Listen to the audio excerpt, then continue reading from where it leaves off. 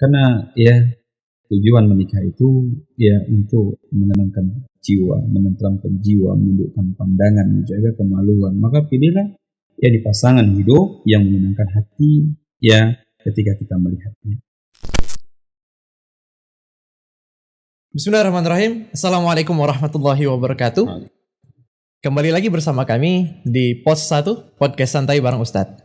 Insya Allah pada kesempatan kali ini kita masih melanjutkan daripada pembahasan terkait dengan episode yang sebelumnya. Kalau episode sebelumnya kita membahas terkait dengan kriteria calon istri. Nah, kalau untuk episode kali ini insya Allah kita akan membahas terkait dengan kriteria calon suami. Nah, pada malam ini kita masih dibersamai dengan beliau, guru kita Al-Ustadz Ferry Ansar BA hafizallahu taala. Assalamualaikum Ustaz. Waalaikumsalam warahmatullahi wabarakatuh. Sehat Ustaz? Alhamdulillah. Alhamdulillah. Ini Ustaz nih, kita masih ya pengen ngobrol nih Ustaz nih. Masih terkait dengan insyaallah rencana kita malam ini kita mau memberikan ya paling sedikit 3 pertanyaan nih Ustaz. Tapi bukan 3 pertanyaan kubur nih Ustaz. Insyaallah masih terkait dengan kelanjutan kita yang kemarin nih Ustaz. Terkait dengan kriteria calon suami gitu. Nah. Oke, kalau gitu langsung kita mulai aja Ustaz ya. Kayaknya udah banyak gak sabar ya. Iya betul. Ini yang pertama nih Ustaz nih.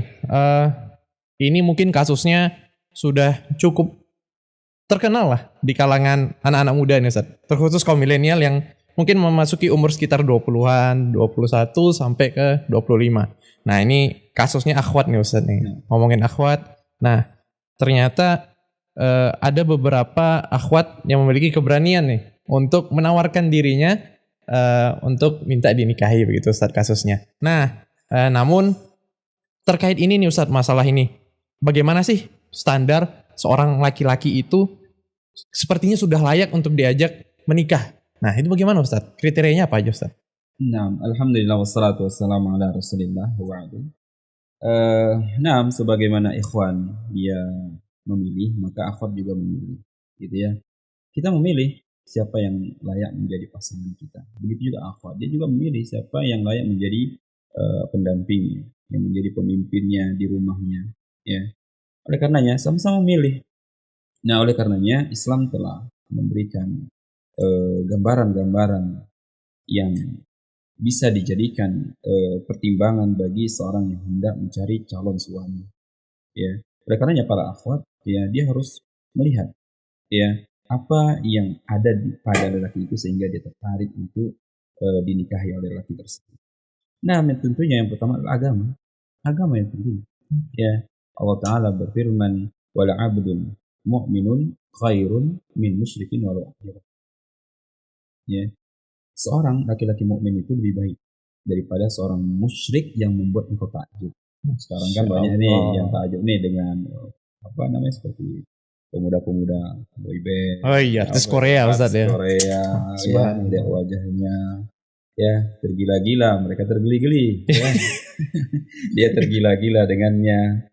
Ya, nah, kenapa? Ya, karena itu tadi. Ya, walaupun mereka itu membuat wanita itu takjub. Namun seorang budak mukmin itu lebih baik daripada mereka. Kenapa? Apa yang membuat mereka lebih baik? Keimanannya. Karena jauh sekali antara seorang mukmin dengan seorang musyrik. Ya, oleh karenanya, ya jangan sempat seorang akhwat itu tertarik dengan para pemuda yang di luar agama Islam, seorang musyrik. Apa yang dicari? Ya, dan ingat hadis Nabi SAW dan ini perlu kehati-hatian bagi seorang akhwat. Seorang itu akan dikumpulkan bersama orang yang dia cintai. Siapa yang dia cintai? Siapa yang menjadi foto profil dia? Walaupun tentunya bukan saya nih tentang dia cinta dengan orang-orang yang berjenggot, yang sunnah, bukan berarti foto orang tersebut yang ada di profilnya, tidak juga gitu ya. Namun yang sangat membuat kita itu sedih terkadang lihat para akhwat itu foto profilnya, WhatsApp-nya, Facebook-nya siapa? Artis Korea. Betul gitu ya. Siapa mereka gitu ya? Nah, ya. Apa yang membuat kita takjub dengan dia? Tampanannya. Ya, ini menunjukkan ya masih jahilnya kita dalam perkara ini. Nah, itu yang pertama. Ya. Adapun yang kedua, ya, penghafal Al-Quran. Ya, carilah lelaki yang memiliki hafalan Quran. Kenapa? Karena Allah Ta'ala wariskan Al-Quran kepada mereka. Ya thumma awrasna al-kitaba ya alladzina istafaina. Kami telah wariskan kitab ini kepada orang-orang yang ya kami pilih. Jadi pemilik hafalan Quran itu adalah orang-orang yang Allah pilih. Namun perlu diperhatikan juga di sini. Menghafal Quran bukan hanya sekedar menghafal, ya, memperbaiki bacaan, sifat-sifat hurufnya tidak. Yang dimaksudkan di sini adalah orang-orang yang hafal mushaf tersebut, hafal ayat-ayat tersebut, surah-surah tersebut, dan juga dia praktekkan dalam kehidupan sehari-hari. Ini yang dipilih. Karena banyak orang yang hafal 30 juz tapi pengapalannya jauh dari apa yang dihafal. La taqrabu zina, jangan kau dekati zina. Dengan wasafan, telepon-teleponan, padahal dia hafal ayat itu. Wa anfusakum wa ahlikum nara, jaga dirimu dan keluargamu dari api neraka. Setiap hari dia senantiasa duduk di pinggiran api neraka. Amalannya adalah amalan ahlu neraka. Nah, jadi penghafal Al-Quran ini juga harus diperhatikan. Bukan hanya sekedar hafal Quran, namun dia berusaha mengamalkannya. Cari orang-orang yang seperti ini. Ya kalau mungkin kalau mereka yang memiliki ilmu, ketika mereka disuruh memilih, mana yang mereka pilih? Seorang pemuda yang hafal 30 juz atau seorang pemuda yang mengamalkan 30 juz? Tentu yang mengamalkannya walaupun dia tidak hafal. Ya. Tentunya orang yang mengamalkan Al-Quran lebih baik daripada orang yang sekedar menghafal Al-Quran. Karena tujuan diturunkannya Al-Quran ya untuk diamalkan. Ya, al-matlub wal ghayah. Ini tujuan dan yang dituntut dari Al-Quran itu diturunkan adalah untuk diamalkan. Jadi carilah pemuda-pemuda seperti ini. Ya, carilah pemuda-pemuda yang memiliki hafalan Quran dan dia senantiasa beramal sebagaimana perintah yang terdapat dalam Quran. Dia tinggalkan sesuatu karena Al-Quran melarangnya. Cari pemuda seperti ini. Kemudian memenuhi ba'at. Ini penting ya. Laki-laki yang mungkin sehat ya, bukan laki-laki yang mungkin dia di sana ada penyakit yang mungkin tidak mampu dia nanti penuhi kebutuhan nafkah secara batin untuk istrinya. Tentunya dari mana kita mengetahui? Tentunya dari orang-orang yang mengenalkan itu. Cari tahu tentangnya. Ya, jangan pula setelah menikah menangis dia gitu ya, mengadu terus ya, berlinang air mata. Kenapa? Karena suaminya tidak bisa memberikan nafkah. Nah, ini juga PR bagi para pemuda. Jangan sempat dia mengecewakan pasangannya nanti. Ya, jangan sempat dia kecewakan pasangannya setelah menikah. Kenapa? Karena tidak mampu memenuhi nafkah ini, nafkah batin ini, nafkah yang penting. Dan ini satu di antara tujuan menikah, untuk menundukkan pandangan. Bagaimana tertunduk pandangan kalau tidak terpenuhi apa yang menjadi tujuan? Ya, satu di antara tujuan menikah. Kemudian carilah laki-laki yang lemah lembut. Ya, jangan hanya lihat gantengnya. Kalau nanti setelah menikah dipukul, ya kalimat ganteng itu tidak dapat merasakan, tidak dapat menghilangkan rasa sakit pukulan tersebut. Betul. Ya. Contohnya seorang wanita dipukul oleh istrinya, ditampar oleh istrinya, Masya Allah ganteng kali kau bang, ya. Sehingga hilang rasa sakitnya. Kalau memang mungkin bisa menghilangkan rasa sakit gara-gara ketampanan laki-laki tersebut, silakan. Cari laki-laki yang lemah lembut. Dari mana kita mengetahuinya? Mungkin dari keluarganya, bagaimana keluarganya, lingkungannya, ya mungkin dari kepribadiannya. Dan di sana disyariatkan bagi mereka yang hendak menikah untuk taruh nazar, yang mencari tahu tentang laki-laki ini, jangan asal comot.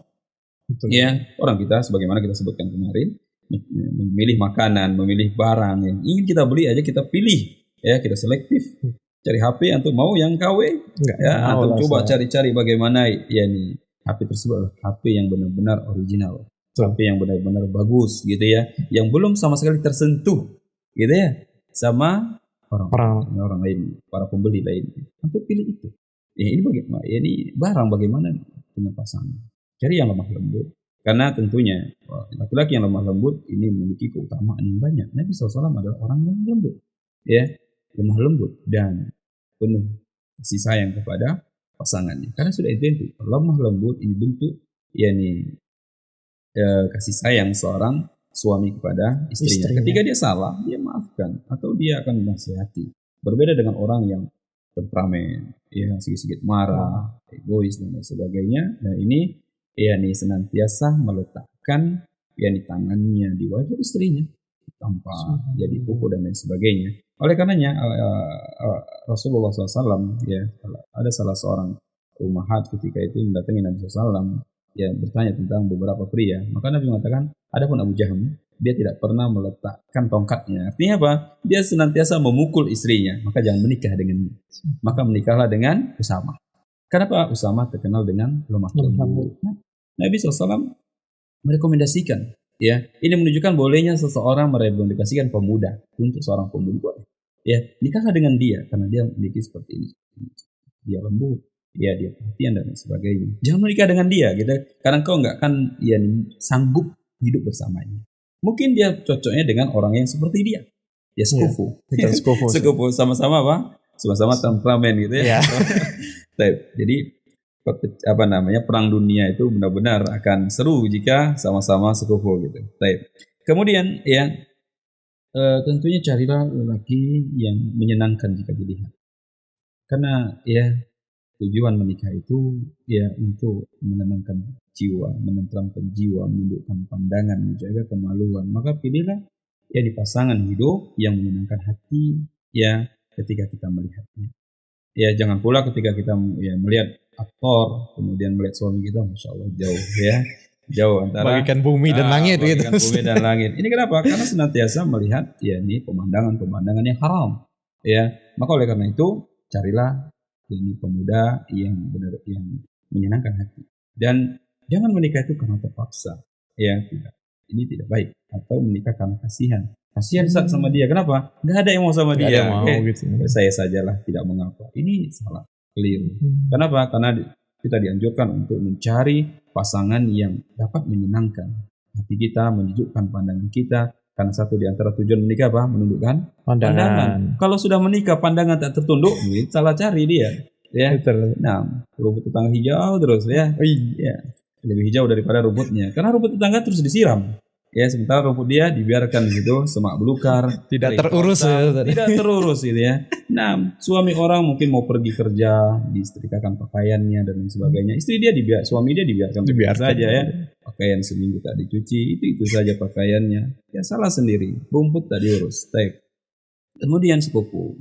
Ini juga penting. Sepupu mungkin dari sisi agama, ya, sama-sama seorang penuntut ilmu, ya, dikenal dia seorang yang memiliki hafalan yang banyak, memiliki hafalan-hafalan mutun yang banyak atau mutun-mutun ilmiah lainnya, dikenal dia dengan itu, ahlul ilmi. Maka tidak mengapa seorang wanita juga mencari yang sepupu, karena dia seorang hafizah, orang yang sudah berusaha mengamalkan apa yang dia hafal. Dia cari orang seperti itu juga, sepupu, agar tenang, tentram, ya, hidupnya. Ya, agar keluarganya itu nyaman karena sepupu sama-sama memiliki sesuatu yang istimewa. Atau juga dari nasab. Ya, dari nasab juga boleh. Ya, mungkin dia nasabnya bagus gitu ya, dari nasab orang yang terpandang, dari sisi kedudukan sosial orang terpandang, tidak mengapa, tidak tercela. Ya, mungkin seorang wanita saya memiliki kedudukan yang tinggi di masyarakat, mungkin dia cari juga pemuda yang seperti itu, tidak mengapa. Kemudian dari sisi harta, saya orang kaya gitu contohnya, ya cari yang orang kaya juga, seperti tidak masalah hal seperti ini. Ya namun tidak sesuatu yang diharuskan, namun tidak masalah karena ini ada bentuk dari sepupu. Ya atau dari sisi ya ini terhindar dari aib, sama-sama tidak punya aib. Ya mungkin laki-lakinya dikenal dengan ahlu nadhar, punya aib dia, wah dikenal ini galah, saya nggak mau sama dia gitu ya, saya mau sama pemuda yang belum pernah nadhar sama sekali. Ya karena ini pilihan. Ya mungkin seorang pemuda yang tampan berpawan, namun dikenal ahlu nadhar, sana kemari nadhar. Ya, setiap kecamatan wanitanya dia nadhar, setiap daerah dia nadhar, bahkan setiap pulau dia nadhar para wanitanya. Nah ya mungkin dia ingin, saya tidak mau bersama pemuda yang sudah tercemar aibnya, tidak mau. Mungkin pemuda ini terkenal ya di kampungnya itu orang yang memiliki kesalahan, walaupun dia sudah bertobat, mungkin dia ingin ingin mencari yang sama dengan dia yang belum pernah sama sekali tercemar aib, yang mana masyarakat mengenalnya. Nah kemudian ya juga dalam masalah pekerjaan juga boleh ya, sepupu mungkin sama-sama guru ya, nah silahkan, tidak mengapa. Kemudian yang terakhir berusaha mencari yang tidak mandul. Ya. Nah, bagaimana caranya? Mungkin ya bisa jadi ada seorang duda mungkin kan, ya dia mungkin sudah bercerai, misalnya sebutkan apa, mungkin sudah bertahun-tahun menikah tidak punya anak. Nah, tidak mengapa dia berusaha mencari lelaki yang subur. Dari mana ketahuinya? Ya, mungkin dari keluarganya, ya dari tetangganya. Maksud tetangga seperti ini, dia memang dikenal keluarganya itu orang yang sedikit sekali keturunannya, mungkin dari abang-abangnya juga tidak punya anak, dan tidak masalah. Ya, ini adalah pilihan. Kenapa? Satu di antara tujuan menikah untuk ya mencari keturunan. Ya, oleh karenanya carilah lelaki yang tidak mandul. Nah, ini 7 kriteria, dan tentunya ya ini juga harus memiliki gitu. Ya, antum adalah orang yang pertama saat ini untuk mendapat yang memiliki 7 kriteria ini. Insyaallah taala pemuda yang saleh akan dicari oleh wanita-wanita saleh. Itu sudah otomatis karena yang baik untuk yang baik. Ya, kenapa Allah Subhanahu wa taala yang dijadikan Aisyah menjadi pendamping Nabi SAW? Karena dia yang layak. Karena dia seorang wanita yang baik, maka diberikan kepada yang baik-baik. Oleh karenanya, menjadi seorang pemuda yang saleh dan tidak harus ada yang dikhawatirkan dia. Maka dia akan dicari. Dia akan dicari. Dimanapun dia berada, dia akan dicari. Ya, walaupun seorang wanita tidak mencarinya, tapi bapak yang memiliki anak wanita akan mencari dia. Berapa banyak kisah-kisah para sahabat yang mencarikan anaknya, ya, mencarikan suami untuk anak perempuannya. Ya, karena dia lihat di majelis, dilihat pemudanya, ya, melihat pemuda di majelis, kemudian dia jodohkan kepada anaknya. Seperti orang tua yang peka, yang perhatian dengan anaknya. Siapa yang layak menjadi pendamping untuk anaknya? Siapa yang layak menggantikan posisinya untuk menjaga anak perempuan? Nah, seperti itu. Nah, Oke, untuk selanjutnya nih Ustadz nih, mungkin tadi kita sudah menyebutkan terkait dengan kriteria-kriterianya. Nah, sekarang untuk kiat-kiat nih Ustadz, bagaimana cara memilih laki-laki supaya sesuai gitu Ustadz. Nah, dan apakah sebagai seorang akhwat itu, misalnya seorang akhwat itu hafidhah, hafal Al-Quran nih, misalnya 15 juz. Terus apakah ketika dia misalnya mau bertukaran CV nih dengan seorang ikhwan yang ternyata hafalannya cuma 10 juz gitu. Nah, apakah itu diperbolehkan? Bagaimana? Nah, sebagaimana kita katakan tadi, ya, untuk mencari pasangan itu satu diantaranya memiliki hafalan. Ya, memiliki hafalan ini juga harus diperhatikan. Ya, bukan hanya sekedar hafal. Lihat bagaimana akhlaknya, bagaimana kepribadiannya. Dia hafal di dalam dadanya Al-Quran. Namun secara zahir diamalkan Al-Quran tersebut. Jadi hidupnya penuh dengan Quran. Dadanya diisi dengan Quran. Ya, tubuhnya, jawarihnya, ya, perbuatan-perbuatannya adalah perbuatan-perbuatan yang sesuai dengan perintah Al-Quran dan larangan dari Al-Quran. Ketika Aisyah ditanya bagaimana akhlak Nabi, Al-Quran. Akhlak Nabi adalah Quran. Oleh karenanya, seorang yang berusaha mengamalkan Quran, dia adalah orang yang cinta kepada Nabi, mengikuti Nabi Sallallahu Alaihi Wasallam. Nah, ketika bertukar biodata seperti itu, tentunya pertukaran biodata ini melalui orang yang memang benar-benar yakni terjaga. Ya, artinya apa? Cari orang yang bisa menjaga rahasia ini. Ya, sekarang kita melihat CV gitu ya, seorang akhwat, ya, menyebutkan semua apa yang ada pada dirinya, ya, pekerjaannya, orang tuanya, kemudian bahkan sifat-sifat yang ada pada dirinya juga disebutkan. Namun ini di-share kemana-mana, sampai kita kadang pun, masya Allah, ini cara ta'aruf yang salah. Ya, cara ta'aruf yang salah. Nah, mungkin sebagai seorang akhwat atau seorang ikhwan ketika hendak mencari yang seperti ini, mencari hafalan seperti ini, tidak mengapa dia sebutkan di situ bahwasanya saya hafal sekian juz, ya, saya berusaha untuk mencari ikhwan yang hafal sekian juz, karena biasanya orang yang memiliki hafalan itu adalah orang yang serius, orang yang orang yang menampakkan bahwasanya dia seorang penuntut ilmu. Ya, ini gambaran bahwasanya seorang penuntut ilmu adalah orang-orang yang menghafalkan Al-Quran. Namun tidak seharusnya ini menjadi patokan ya bagi seorang akhwat untuk mencari suami, yaitu hafalannya. Bisa jadi ada orang yang memang sulit untuk menghafal, namun dia telah mengamalkan apa yang telah diberitakan oleh Al-Quran, diperintahkan oleh Al-Quran dan dilarang oleh Al-Quran. Dia berusaha untuk mengamalkan itu. Oleh karenanya sangat penting sekali melalui orang-orang yang bisa memberitahukan gambaran tentang ikhwan tersebut. Bagaimana ikhwan ini, Ustaz? Contohnya atau kepada tetangganya bagaimana ikhwan ini Pak, ya bagaimana akhlaknya, bagaimana kesehariannya. Nah, kalau kesehariannya sesuai dengan Quran, maka jangan sempat ya artinya jangan diabaikan. Ya, kejar terus. Kejar terus Ya, ya. sampai Jangan lepas. sampai lepas Ya, ya. jangan sampai lepas. Ya, khawatir apa? Dia akan rugi gitu ya. Karena Betul. apa? Taribat ya, jadak. Engkau akan rugi. Ya, ketika engkau tinggalkan agamanya, agamanya, engkau akan rugi. Keberuntungan seorang adalah ketika dia menikahi ya seorang pemudi atau seorang pemudi dinikahi seorang pemuda yang memiliki agama. Jadi bagaimana caranya? Ya tadi dia carilah melalui jalur yang jelas. Ya, berikan CV itu kepada mungkin orang yang bisa menguruskan apa yang dia inginkan. Nah, Nah Ustadz, kalau tadi kita membahas bagaimana nih caranya nih sudah tahu. Nah sekarang nih Ustadz, ada kasus yang benar-benar membuat seorang akhwat itu dilema nih Ustadz. Nah, yaitu kasusnya gini nih Ustadz nih. Jadi dia itu dihadapi oleh dua pilihan nih Ustadz. Jadi ada salah seorang ikhwan yang menawarkan dirinya dengan kondisi dia berada, dalam artian dia punya harta, dia punya uang gitu kan Ustadz. Nah, namun dia ini dalam mempelajari agama dia baru belajar agama. Mungkin baru masuk setahun begitu. Nah, lalu ada ikhwan satu lagi. Nah, mungkin dari segi hartanya dia tidak seperti yang sebelumnya, yang satunya. Nah, tapi ilmu agamanya sudah, Masya Allah, dia sudah belajar cukup lama. Walaupun dia bukan seorang dai Ustaz. Nah, bagaimana nih dengan kasus seperti ini Ustaz? Seorang akhwat juga harus mengerti kalau dia seorang yang berilmu, dia akan mengetahui ilmu dan harta adalah sama-sama rezeki dari Allah, nikmat dari Allah. Tentunya dua nikmat ini adalah nikmat yang besar yang Allah berikan kepada hambanya. Dan tentunya satu di antara keduanya ada yang lebih tinggi. Betul. Kalau menurut antum mana yang lebih tinggi, ilmu atau harta?